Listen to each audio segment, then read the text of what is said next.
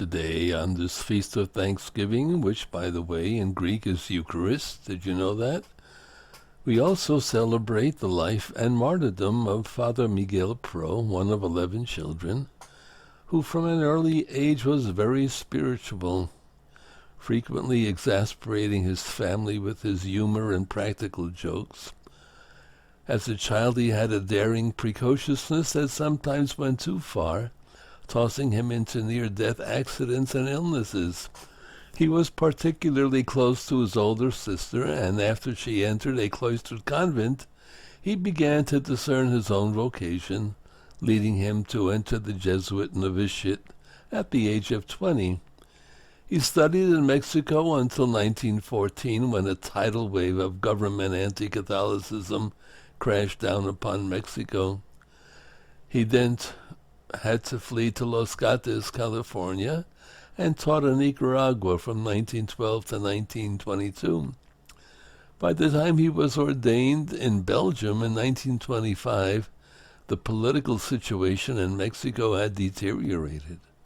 All Catholic churches were closed, bishops, priests, and religious were rounded up for deportation or imprisonment, and those caught trying to elude capture were shot. The celebration of the sacraments was punishable by imprisonment or death, and the church was driven underground. Father Pro received permission from his superiors to return to Mexico incognito and carry on his ministry undercover. He slipped into Mexico City and immediately began celebrating Mass and distributing the sacraments, often under imminent threat of discovery by a police force charged with the task of ferreting out hidden pockets of Catholicism.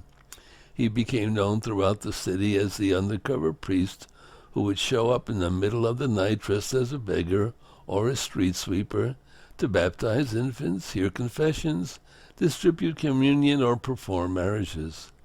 Several times disguised as a policeman, he slipped unnoticed into the police headquarters itself to bring the sacraments to Catholic prisoners before their execution. Using clandestine meeting places, a wardrobe of disguises, and coded messages to the underground Catholics, he carried on his priestly work for the Mexican faithful under his care. A failed attempt in November of 1927 to assassinate the President of Mexico, which only wounded him, provided the state with a pretext for arresting Father Pro with his brothers Humberto and Roberto. They were put in jail and held without trial for 10 days, accused of the attempted assassination. On July 17, 1928, President Calles ordered Father Pro to be executed, ostensibly for his role in the assassination plot, but in reality for his defiance of the laws banning Catholicism. As Father Pro walked from his cell to the prison courtyard, he blessed the firing squad and then knelt and prayed silently for a few moments. Refusing a blindfold, he stood, faced the firing squad, and with the crucifix in one hand and a rosary in the other, he held his arms outstretched in the form of a cross, and in a loud, clear voice cried out, "May God have mercy on you. May God bless you. Lord, you know that I am innocent. With all my heart, I forgive my enemies." As the soldiers lifted their rifles, he exclaimed in a loud voice, "Viva Cristo Rey! Long live Christ the King!" A volley rang out, and Father Pro fell to the ground, riddled with bullets.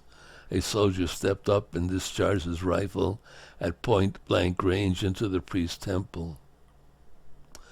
30,000 people attended his funeral procession. He was beatified on September 25, 1988, by Pope John Paul II. Father Pro used his natural gifts of intense determination and courage, seen throughout all parts of his life, to further the kingdom of God. Modern Catholics make Father Pro by taking and using their natural talents and gifts as God asks of them. Father Miguel Pro.